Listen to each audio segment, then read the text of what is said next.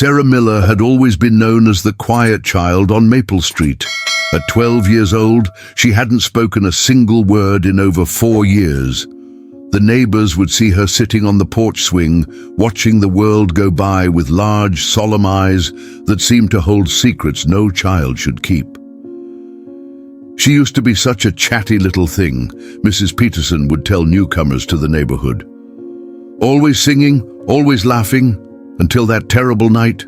No one spoke openly about what had happened. Everyone knew that Sarah had been the only witness to the home invasion that had taken her parents' lives. The trauma had stolen her voice as surely as that night had stolen her childhood. Sarah now lived with her grandmother, Eleanor, a retired teacher who had moved into the family home to care for her orphaned granddaughter. Eleanor tried everything: therapists, specialists, alternative treatments, but Sarah remained locked in her silent world, communicating only through a small notepad she carried everywhere. "She'll speak when she's ready," Eleanor would tell concerned friends. But as the years passed, her voice betrayed her growing doubt. Then came the day that changed everything.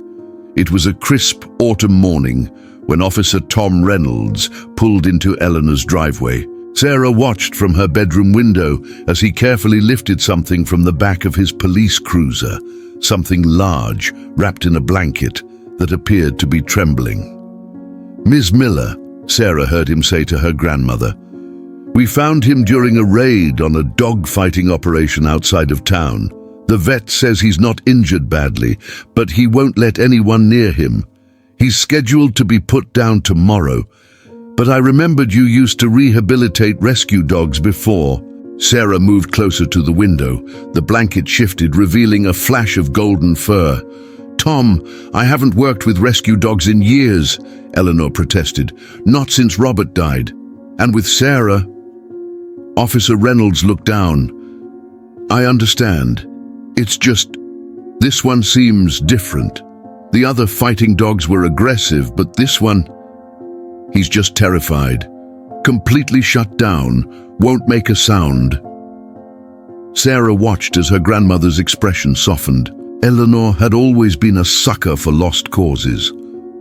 "One night," Eleanor sighed. "He can stay one night while I make some calls." Sarah crept downstairs as Officer Reynolds carried the bundle into the living room.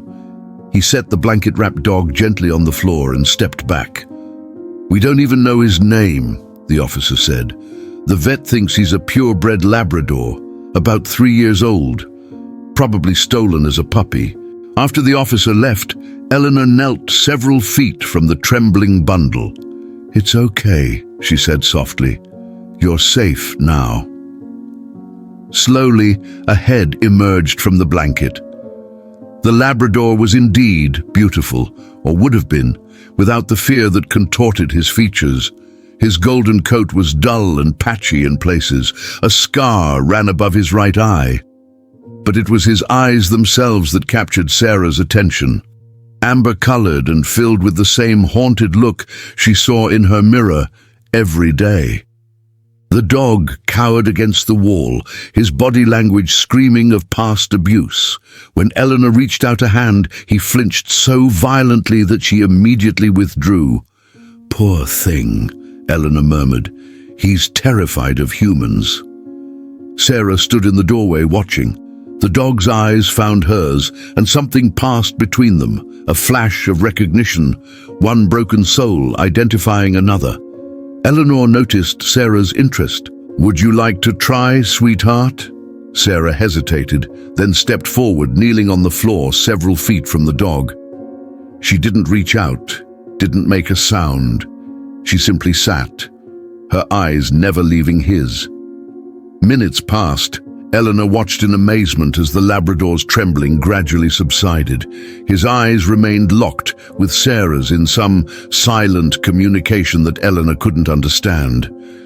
Then, so slowly it seemed like a dream, the dog inched forward. One paw, another. His body still low to the ground, still ready to retreat. Sarah remained perfectly still as the Labrador approached, stopping just short of touching her. Remarkable, Eleanor whispered. That night, they made a bed for the dog in the laundry room, but at midnight Eleanor found the room empty. Panicked, she checked the doors and windows, all secure. She finally found the Labrador upstairs, curled up outside Sarah's closed bedroom door, standing guard. "Well," Eleanor said to herself, "I guess you've chosen your person." The next morning, Sarah came downstairs with her notepad. On it, she had written a single word: Echo. "Echo?" Eleanor asked. "Is that what you want to call him?" Sarah nodded. "Echo?" Eleanor repeated thoughtfully. "Because he's silent like you?" Sarah shook her head and wrote again, "Because what was lost can still come back." Eleanor felt tears spring to her eyes. It was the most Sarah had communicated in years. Days passed, and Echo gradually settled into their home. He remained wary of sudden movements and loud noises. He would flinch if anyone but Sarah tried to touch him. But with Sarah, he was different, following her everywhere, sleeping beside her bed, watching her with those intelligent eyes. Eleanor made the necessary calls, arranged for Echo to stay permanently. She hired a trainer specializing in traumatized dogs, but the woman left, shaking her head. "I've never seen anything like it," she told Eleanor. "He responds only to Sarah, and she doesn't even give verbal commands. It's like they communicate telepathically." School officials agreed to register Echo as a therapy animal so he could accompany Sarah to class. Teachers were amazed at the subtle changes in Sarah. She seemed more engaged, her eyes a little brighter. She still didn't speak, but she wrote more frequently, expressing herself through short notes where before she'd been completely withdrawn. 3 months after Echo's arrival, Eleanor was washing dishes when she heard something that made her drop a plate. A sound from upstairs, not quite a word, more like a rusty hinge, a voice unused for years attempting to form a sound. She rushed upstairs to find Sarah sitting on her bedroom floor, Echo in front of her, his head tilted as if in encouragement. "Sarah?" Eleanor whispered. "Did you?" Sarah looked up, her eyes wide with something between fear and determination. Her lips moved, struggling to form a shape they had forgotten. "E." The sound was barely audible. "Ek." Eleanor knelt beside her granddaughter, tears streaming down her face. "Take your time, sweetheart. Take your time." "Echo," Sarah whispered, the word emerging broken but unmistakable. "Echo." The Labrador's tail thumped against the floor, his eyes never leaving Sarah's face. Then, as if responding to her courage with his own, he made a sound, a small whine, the first noise they had heard from him since his arrival. Eleanor sobbed openly now, watching as her granddaughter reached out to touch the dog's scarred face. "Good boy," Sarah whispered, her voice like rustling paper. "Good boy, Echo." Progress was slow. There were days when Sarah retreated back into silence, days when the memories became too much. There were nights when Echo would wake whimpering from his own nightmares, reliving traumas humans could only imagine. But there were also breakthroughs. Sarah speaking single words, then short sentences. Echo learning to play, discovering that not all human hands brought pain. Both of them healing, step by tentative step. 6 months after Echo joined their family, Dr. Matthews, Sarah's therapist, asked to record a session with both Sarah and Echo present. With Eleanor's permission, she set up a camera. "Sarah," Dr. Matthews said gently, "can you tell me about the night Echo first made a sound?" Sarah's hand rested on Echo's head. She spoke softly but clearly. Full sentences now, though she rarely spoke to anyone except her grandmother, Echo, and Dr. Matthews. "He was waiting," she said. "Waiting for what?" Dr. Matthews asked. "For me to be brave first." Sarah looked down at Echo. "He knew I could do it. He was just waiting for me to believe it too." Dr. Matthews smiled. "And why do you think Echo didn't make sounds before?" Sarah was quiet for a long moment. Because no one was listening to him, she finally said. They were trying to make him be what they wanted, but he needed someone to see who he really was. After the session, Dr. Matthews showed the recording to Eleanor. "What your granddaughter and this dog have is extraordinary," she said. "They recognize something in each other that the rest of us missed. They weren't just silent because of trauma. They were silent because they had no one who truly understood them." Echo's transformation was equally remarkable. The trembling, cowering creature was gone, replaced by a still cautious but increasingly confident dog. He remained protective of Sarah, but his fear of others gradually diminished. He even allowed Eleanor to pet him now, though he saved his most affectionate moments for Sarah alone. Word of the extraordinary bond between the mute girl and the abused Labrador spread through the small town. Local media ran a story about their journey, which was picked up by regional news. Soon, Sarah and Echo became reluctant celebrities, symbols of resilience and healing.